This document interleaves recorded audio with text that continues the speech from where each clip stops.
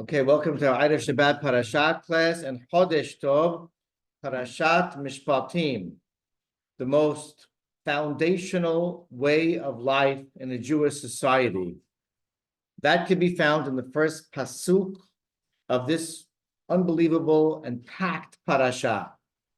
So the Torah starts off famously, Ve'ele HaMishpatim Asher Tasim Lefnehem, and these are the laws, the ordinances that you shall place before them. Let me just mention as an aside, more than just an aside, that there's a lot going on in this first pasuk. First of all, we know that there is a difference of opinion as to all of these mizvot that are being ushered in post Aser HaDibirot, right? Ma'amad Har Sinai was in last week's parasha. We're still on Har Sinai right now. We had the Aser HaDibirot, Ela Mishpatim, 53 mizvot.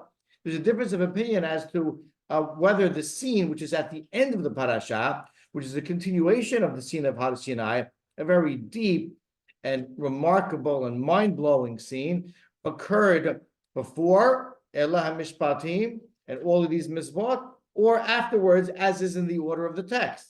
That's one issue. Something else that's happening here is that Ela Mishpatim, these are the laws, are introducing obviously the laws which follow. And there are those, Ibn Ezra and others, that point out that the upcoming mizvot and the pesukim which follow actually aligned with and allude to the Aseret HaDiberot, the Ten Commandments, so to speak, that were just read in Parashat Yitro, just several pesukim ago. Of course, there is the fascinating discussion about what is the first mizvah, ki tikneh ebed ibri, the Jewish slave, why that's the first one, the significance of it. And in the most simple analysis, this Ela Mishpatim, these are the laws, is the introductory pasuk to what is a parasha that is chock full of, you can say, many or most of the laws that have to do with civil behavior, monetary directives and structure, the way to conduct oneself in interactions in the Jewish society that incorporate numerous masechtot. The bulk of 4 tractates in Talmud are based on this parasha. Many mizvot, a whole section, most of the section of the 4 sections of Shulchan Aruch, etc. Ela Mishpatim is an introductory pasuk. But with all that, there is something that we're not really paying attention to, and that is the pasuk itself. And the truth is that since when do we have introductory pasukim to mizvot? When Hashem wants to command something, He dives right in. I'll tell you what I want from you. Let me right now convey the mizvah. Since when is there an introductory pasuk? And obviously, there is within the pasuk itself a message that's being conveyed. This is the first pasuk post Parashat Yitro, the first command. There was a few Avodah Zarah commandments actually after Aseh HaDibirot, but the first official presentation of commandments after Aseh HaDibirot. And so this pasuk in and of itself begs for analysis.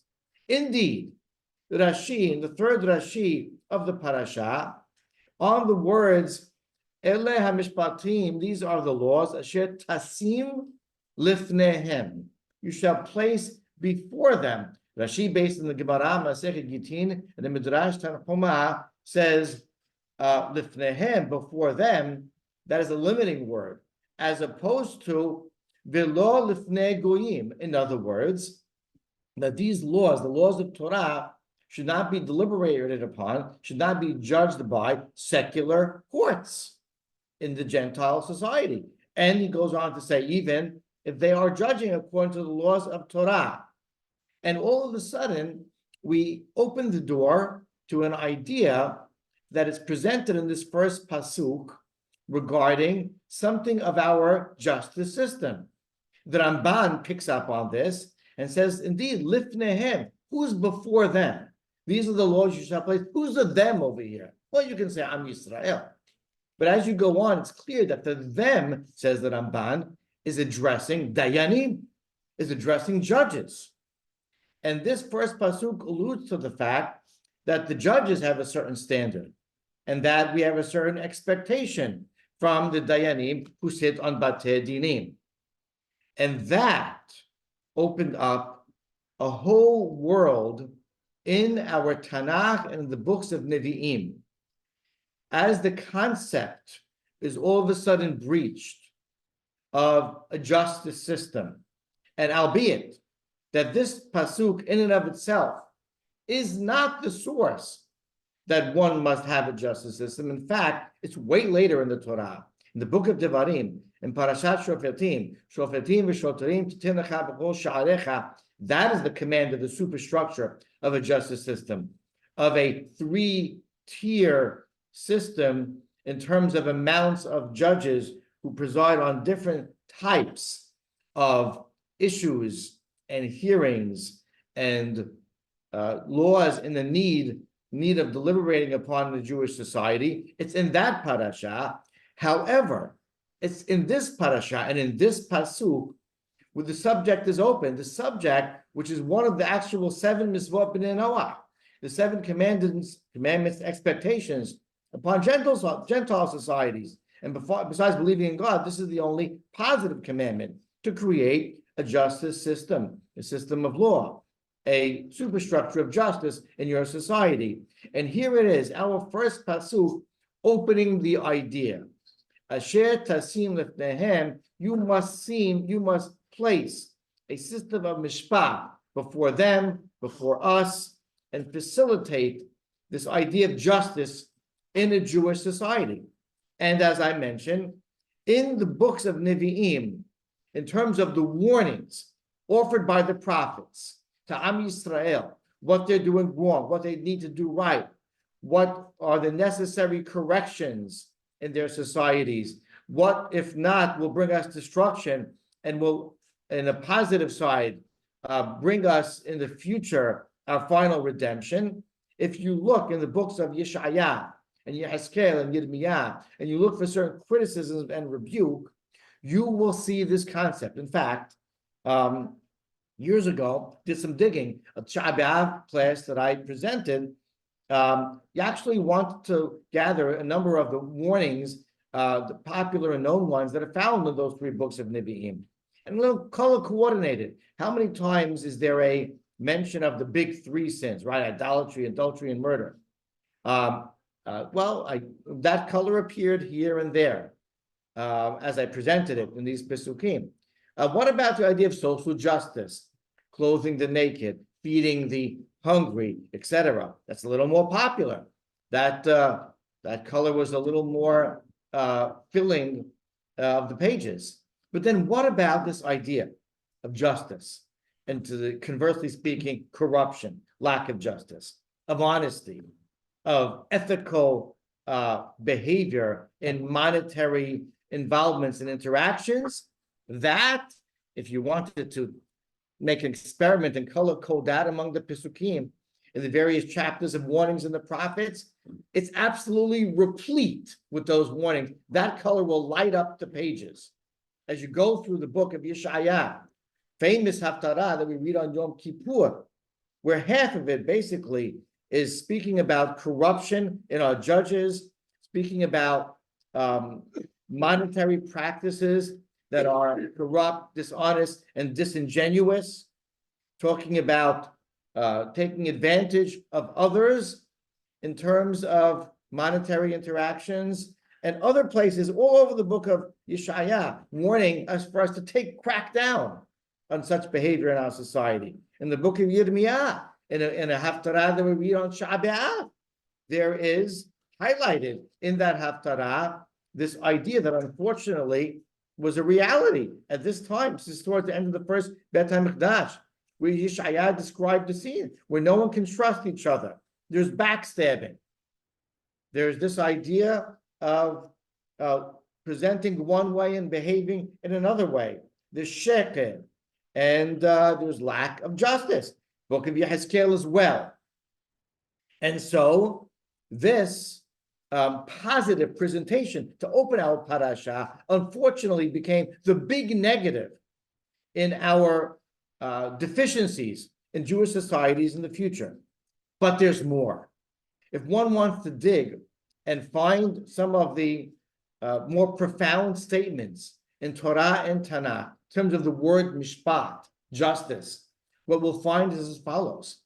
We'll find that Abraham Avinu, when described by HaKadosh Baruch Hu, when God wanted to justify his decision to reveal his plans to Abraham to destroy Sodom v'Amorah, he said, well, I can't conceal things from him. He says, Ki yidati l'man asher yasaved banav ubeto acharav v'shamiru derech Adonai. I know that he's going to command and teach his future descendants, generations, to keep the word, the ways of God. The ways of God. What's the ways of God?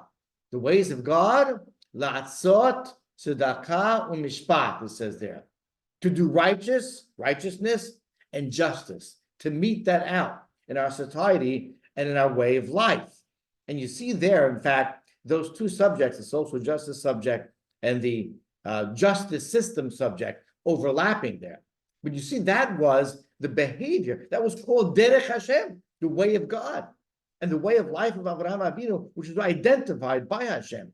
Later on in history, when we had sovereignty in Eretz Yisrael, our king, none other than David HaMelech, in Shemuel Bet, chapter 15, it describes what the pinnacle of existence, not just under the reign of David HaMelech, but you can say in our history, in those few decades under David and Shlomo, it says, Vayimloch David al Kol Yisrael, he ruled over Israel, Vahi David oseh mishpat ustaka l'chol amo.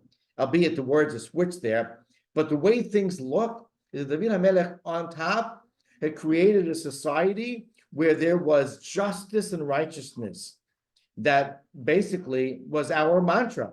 That became our identity among the surrounding nations as well. And of course, in the aforementioned Haftarah, where Yeshaya Hanavi, we read it on Yom Kippur, warns them about their unethical behavior, ends with saying, well, you want to, after eventual destruction, you want a subsequent redemption? Sion famously, Sion be-mishpat tepadeh ushaveh b'staka. Yerushalayim will only be redeemed. There are those words again, with mishpat ustaka, justice and righteousness. So you see, the concept of a just society is the foundation of our nation with our great father Abraham. It was the reality in the apex of our existence under David HaMelech. It is our only means of salvation, for without it there will not be redemption, as guaranteed in the future, as guaranteed by Yeshaya Hanavi. Past, present, future. Mishpat, mishpat, mishpat, but there's more. The more is that this is not just an obligation on a society and an expectation to the Jewish community at large, and a description of courts and a court system and a justice system, but this also extends to the individual. And besides all the laws, Hoshem Mishpat is 30%. One of the four sections of Shulchan Aruch is 30% of the laws of Judaism. Again, sourced in our Parashat.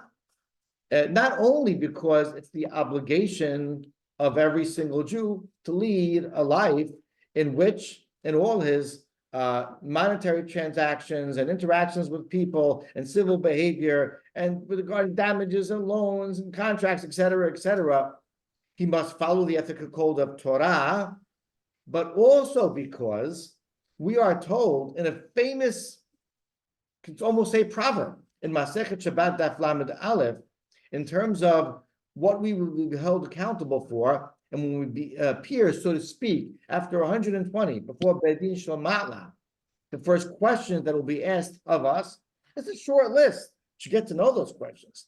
One of them, of course, famously is Kavat Aitim Torah. Did you dedicate and commit yourself to daily and constant, unbreakable Torah learning?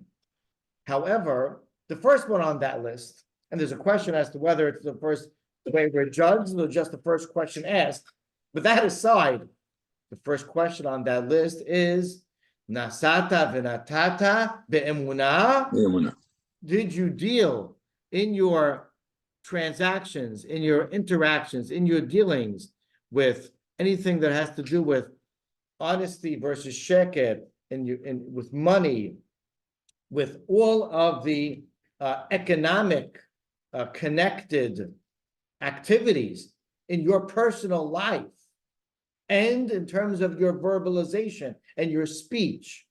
Did you do it all honestly? Or did you rationalize a lot of our behavior? Did we justify the means, to justify the end with the means, always convincing ourselves that it's okay to say that and to do that and to make this move because, and because? Or did we, in every really move that we made in our interactions and with our money, was it done bi'munah? Was it done faithfully? Was it done honestly? Was it done according to the ethical standard of Torah? The first question after Amav Asrim. All this stemming from the first pasuk in our parasha, which indeed is not only an introduction to other pisukim, but opens up an entire world of a foundational existence and expectations of Jewish society and individuals. And indeed, these are the laws that make up a Jewish society. And as the Kadosh Baruch Hu puts it, you get down and dirty now, talk about not dirty, clean, but the laws of Torah and the hundreds and thousands of minutia and details of how to be a religious Jew. Let's first talk about this foundational way of life, of mishpat, of justice, of honesty, of ethical behavior. Mishpatim. This is exactly Asher Tasim Lifnehem, the message that I want to convey to Am Yisrael and all their future societies and communities. Follow mishpat, justice, and honesty. Amen. Amen. Shabbat shalom. Chodesh tov.